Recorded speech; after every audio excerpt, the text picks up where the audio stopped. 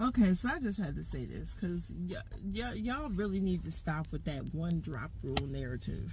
All right, if you pass, all right, and nobody can tell you got a drop of anything in you other than Caucasus Mountain blood,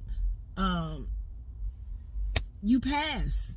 You get privilege from the rest of the world, and you don't get to speak as if you're prejudiced or discriminatory experience with people of other ethnicities or races include you in the enslaved racist experiences that us original and truly indigenous people have experienced.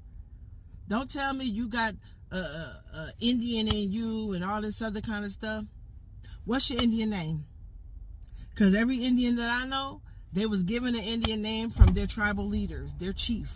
If you ain't got one, you ain't got none. You pass, you caucus, and that's that. You never experienced racism in your life, and you never will. Not on the receiving end.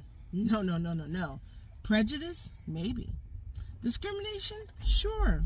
But racism? Maybe not one original or indigenous person on this planet has systemic power to oppress you.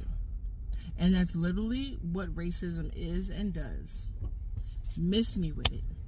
Teach your people. I don't care if you lived in the hood.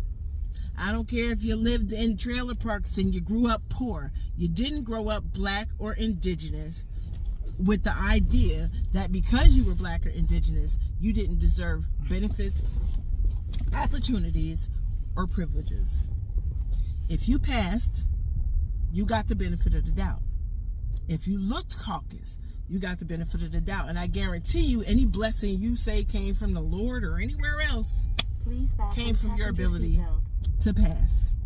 I'm going to fasten my passenger seatbelt now because I'm done with this soapbox. Peace and love, though. Carry on, caucus people. Teach your people the right way. We didn't have enough of your other way. You know, the one that rhymed with right, but isn't.